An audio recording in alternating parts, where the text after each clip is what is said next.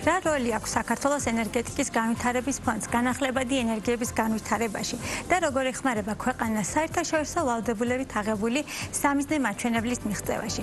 ფონდის მიმდინარე და დაგეგმილ პროექტებზე, განახლებადი ენერგიების დაფინანსების ალტერნატიულ შესაძლებლობებსა და სხვა მნიშვნელოვან საკითხებზე ფონდის დირექტორთან ვლადიმერ ძნელაძესთან ერთად ვისაუბრებ ყოველკვირეულ ენერგეტიკის რუბრიკაში. მოგესალმებით ბატონ ლადო, პირველ რიგში დიდი მადლობა სტუმრობისთვის. მადლობა მოწვევისთვის, მივესალმებით ტელემაყურებლებს და დღეს ამ მოკლე დროში შევეცდები რომ გაგაცნოთ ჩვენი საქმიანობა. ბატონ ლადო, დავიწყოთ საუბარი, სანამ უშუალოდ დარგში არსებულ სიტუაციას მიმოვიხილავთ, თვითონ ფონდზე მინდა რომ ვისაუბროთ.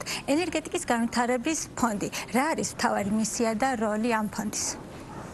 ძალიან კარგი კითხვა და დღეს ხა წინან გამოსვლელებს მომიწია მოსმენა და ჩანს როგორ ვითარდება ჩვენი ქვეყნის ეკონომიკა. ჩვენი ქვეყნის ეკონომიკის განვითარება წარმოუდგენელია ენერგეტიკის განვითარების გარეშე და ჩვენი ფონდი ენერგეტიკის გრად განვითარებაში, ენერგოდამოუკიდებლობაში უმნიშვნელოვან როლს თამაშობს. ძალიან საინტერესო მიმართულებები განხორციელებია ფონდს, ახორციელებს და გეგმებიც ბევრი გვაქვს და დიდი სიამოვნებით რაც მოვასწრებთ. თქვენ ახსენეთ, რომ ძალიან ბევრი მნიშვნელოვანი პროექტი აქვს ფონდს განხორციელებული და ჩვენი მაყურებლისთვის ცნობილია, რომ საქართველოში ამ ეტაპზე არსებული ერთადერთი ქარის ელექტროსადგური სწორედ ენერგეტიკის განვითარების ფონდის მიერ არის განვითარებული. მიმდინარე პორტფელზე რო ვისაუბროთ, დადგმული სიმძლავრე, აი ციფრებში რო გადავიტანოთ, ჯამურად რა მოცულობის ინვესტიციას ეხება და დაახლოებით აი ქვეყანას რამდენი დადგმული სიმძლავრე შეემატება.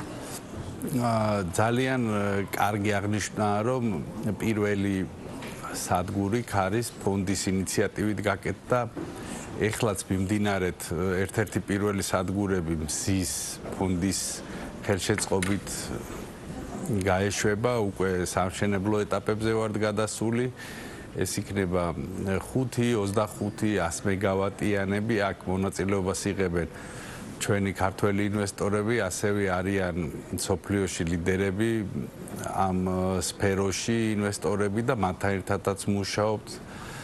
ამ წუთში ჩვენ მუშაობთ სადღაც 400 მეგავატის ფარგლებში პროექტებზე, ეს სადღაც 13-14 პროექტია, რა თქმა უნდა ეს არ არის ეს ერთი მიმართულება, ეს არის მზე, ქარი და წყლის მიმართულებებია და საკმაოდ საინტერესო პროექტებია და ეს ჯამურათაც საინვესტიციოდ $9 მილიარდზეა ჯამური ღირებულება და ჩვენი ქვეყნის ეკონომიკისთვისაც საკმაოდ კარგი მაჩვენებელი იქნება.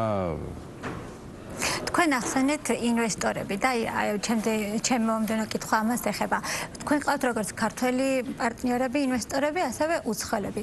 აი ფონდის და ინვესტორის ურთიერთობა როგორია რა? თანამშრომლობის მექანიზმს და სქემებს თავაზობთ იმ ინვესტორებს, როგორც ქართველებს, ასევე უცხოელებს, ვინც დაინტერესებულები არიან ჩვენი ქვეყნის ენერგეტიკის სექტორში ინვესტირებით. დიდი ინვესტორები, საერთაშორისო ინვესტორები მათთვის ძალიან კომფორტულია, როდესაც მათთან პარტნიორობაში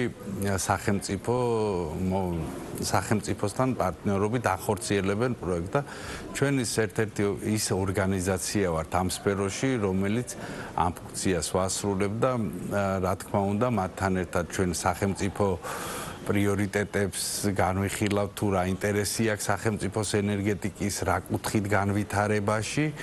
და ესეთი მჭიდრო თანამშრომლობით ყველა ქვეყანას თავისი ნიუანსები აქვს კანონებთან მიმართებაში, ასევე ადგილობრივებთან ურთიერთობაში და ჩვენ ძალიან ბევრ პრობლემას და ძალიან ვაჩქარებთ პროცესებს, ესე რომ ჩართულობა როგორია ფონდის? და ჩართულობა ფონდის პარტნიორები ვხდებით, ძირითადად ესეთი მოდელი გვაქვს ამ წუთში, რაც არის და ამ პარტნიორებად მივდივართ პროექტებში და ერთად ვანვითარებთ ამას, როგორც ტექნიკურად, ისევე სოციალურ პირობებს და ძალიან მნიშვნელოვანია მეორდები, რომ ჩვენ მოსახლეობისთვის თუ რა სიკეთე მოაქვს ამ კონკრეტულ ინვესტიციებს, ჩვენ უფრო მეტად ჩართულები ვართ ამაში, მეტად მუშაობთ ჩვენ ხალხთან და ამან ძალიან კარგი შედეგებიც გამოიღო და ეს ჩვენი პარტნიორებიც მე მგონი მაყურებელი არ არიან ძალიან ბევრი სამომავლო პროექტებიც გეგმავთ მომავალში. თქვენ მოსახლეობა ახსენეთ და ეს თემა მოსახლეობასთან ურთიერთობა ხშირად არის ხოლმე გამოწვევა პროექტების ენერგეტიკული პროექტის განვითარების ეტაპზე. თუმცა ამ რუბრიკის საშუალებით ბევრი სტუმარი ხაზს უსვამს იმას, რომ თითოეული ენერგეტიკული პროექტი არის დამატებითი დოვლათის და შექმნა ქვეყანაში, როგორც დასაქმების თვალსაზრისით, ისევე თუნდაც მცირე ტურიზმის განვითარების მიმართულებით. აი, თქვენ რა გამოცდილება გაქვთ, რომ გაგვიზიაროთ წარმატებული მაგალითები ადგილობრივ მოსახლეობასთან კომუნიკაციის თვალსაზრისით და ძირითადად აი რა ტიპის სოციალური პრობლემებია, რაზე ამახვილებენ ისინი ყურადღებას, როდესაც მატერიალში გენერაციის ობიექტები მშენებლობას იწყებს. თითეული პროექტი განხორციელებული ენერგეტიკული არის ცოტა ისტორიულად ვერ აღიქვეს მოსახლეობამ კარგად და წინააღმდეგობები იყო. თუმცა ეხლა უკვე თანდათან ამ სიკეთეებს როცა მაგალითები უკვე დაიდო თუ რა სიკეთეები შეემატათ ადგილობრივ მოსახლეობას, ადგილობრივ მუნიციპალიტეტებს. მაგალითები შემილია მოვიყვანო ჩვენი ერთ-ერთი პროექტი, რომელიც არც ისე გრანდიოზულია და იქაურობას ადგილობრივ ლანდშაფტზე არც ისეთი ცუდი ზეგავლენა გაუკეთებია ადგილობრივ ორ სოფელს სადღაც მილიონ ლარზე მეტი სიკეთის ინფრასტრუქტურული პროექტები გაუკეთეს. ისინი ყოველწლიურად მათ სადღაც 200,000 ლარზე მეც ამ ორ სოფელს აღარ ვახსენებ ხა რომელი სოფლებია და რომელი პროექტებია მოსახლეობასთან ერთად განუხორციელებენ ამ თანხის დახმარებას ან ინფრასტრუქტურული იქნება ეს ან სხვა მიმართულებით რომელსაც საერთო გადაწყვეტილების მიხედვით დახარჯავენ ამ თანხებს და ეს მიღებული პრაქტიკაა და მთელ სოფლიოშია გავრცელებული და ჩვენთანაც შემოდის ალბათ კანონის დონეზეც ეს უკვე იქნება ცოტა ხანში ამის ინიციატორები უკვე არიან და გააჟღერეს კიდევაც ეს დაგეთანხმებთ რომ ეს ძალიან მნიშვნელოვანია მოსახლეობამ თავი იგრძნოს პირველივე ეტაპზე ჩართული პროექტის განვითარების ეტაპზე და სარგებელი თვითონ განსაზღვროს საით უნდა მიმართოს. ჩვენ გენერაციის ობიექტების განვითარებაზე ვსაუბრობთ და ყველაფერი მაინც არის ფინანსებთან დაკავშირებული. თქვენი ფონდი, ენერგეტიკის განვითარების ფონდი, ცოტა ხნის წინ გახდა აკრედიტირებული უწყება მწვანე კლიმატის ფონდის. ჩვენი მაყურებლისთვის ცნობილია რომ ეს არის ერთ-ერთი ყველაზე მსხვილი ფონდი მსოფლიოში, რომელიც ამ მიმართულებით მუშაობს გაეროს ეგიდის ქვეშ.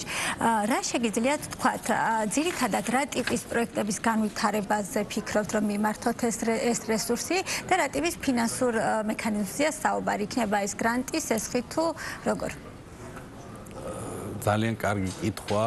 ეს ალბათ მსოფლიოში ერთ-ერთი ყველაზე დიდი დონორი ორგანიზაციაა გაეროს ეგიდით, რომელიც თვითონ დონორია უმსხვილესი ბანკების და უმსხვილესი საფინანსო ინსტიტუტების, რომლებიც დაკავებულები არიან კლიმატის გაუმჯობესების მიზნით.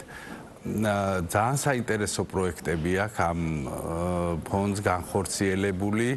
ძირითადად ბანკები არიან მისი პარტნიორები და ჩვენ ერთ-ერთი სახელმწიფო კომპანია ვართ, რომელიც ჩვენ მისი აკრედიტაცია გავიარეთ და პარტნიორები გავხდით და ამ წუთში ჩვენ მუშაობთ უშუქო სოფლების სოციალურ პროექტზე უშუქო სოფლების მიმართულებით. ჩვენ ისედაც მთავრობის დავალებით ახორციელებთ განვახორციელეთ 15 ახლა 58 მოსახლე დუშეთის მუნიციპალიტეტში უნდა ელექტროენერგიით უზრუნველყო და ამ ფონდთანაც მუშაობთ და ალბათ რამოდენიმე დროში უფრო 2-3 თვეში უკვე უფრო ზუსტად გვეცოდინება თუ რამხელა მასშტაბის იქნება ეს პროექტი, რა თანამონაწილეობა იქნება მისი, რა ჩვენი, რა სახელმწიფოსი, რა მუნიციპალიტეტების, მაგრამ ჩვენ ვარაუდობთ, რომ 50%-იანი გრანტის ანუ გრანტის კომპანია დაფინანსება რომ მივიღოთ. ბატონო რო შევაჯამოთ ჩვენ დღევანდელი ეთერი ენერგეტიკის განვითარების ფონდს აქვს ძალიან დიდი როლი, ასე ვთქვათ, ხო, ქვეყნის გენერაციის განვითარების ნაწილში, როგორც ეკონომიკის სამინისტროს ქვეშ არსებულ უწყებას განსაკუთრებით. თქვენი გადმოსახედიდან რა რჩება ამ დარგისთვის მთავარ განვითარების მომავალად პერსპექტივად, რომელიც წყაროს მოიაზრებთ და გამოწვევები რა რჩება ყველაზე ისეთი მნიშვნელოვანი, რაც შედარებით ნელა ანვითარებს პროექტებს. ესე იგი ჩვენ პრიორიტეტი კაცრად გავსაზღვრეთ უკვე იყო ძველი დაწყებული პროექტები, მაგალითად ქარის ელექტროსადგურები, მზის ელექტროსადგურები და ჩვენ ახლა მიმდინარე პროექტებს შევიყვანთ ექსპლუატაციაში და ალბათ გადავერთვებით ძირითადად წყლის პროექტებზე, გენერაციაზე და უფრო ჩვენი პრიორიტეტი გახდება ჰიდრომიმართულება, რომლის რესურსით საკმაოდ გვაქვს და გასავითარებელია ნამდვილად და მთელი ჩვენი ძალისხმევა ამ მიმართულებით იქნება მიმართული. და გამოწვევებს რაც შეეხება თქვენ რაც დაასახელებდით თავარ გამოწვევად, რაც რჩება.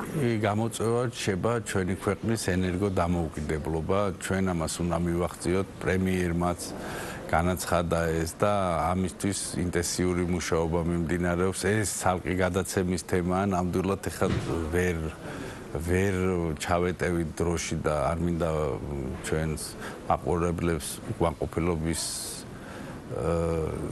განცდა დაუტოვო და თუ მომიწევთ შემდეგში ვისაუბროთ ცალკე გადაცემაში ამ მიმართულებაზე, იმიტომ რომ ეხლა ნამდვილად ძალიან დიდი თემაა და აუცილებელი თემაა ენერგოუსაფრთხოება ჩვენი ქვეყნის. ამის გარეშე წარმოუდგენელი ეკონომიკური განვითარება, წინსვლა და ბევრი რამ არის სიკეთებიანი ენერგეტიკა. ძალიან დიდი მადლობა, მე გისურვებთ წარმატებებს და იმეც ვიტოვებ, რომ ენერგოდამოუკიდებლობა და იმპორტზე დამოკიდებულების შემცირება იქნება ჩვენი მომავალი შეხვედრის მთავარი თემა.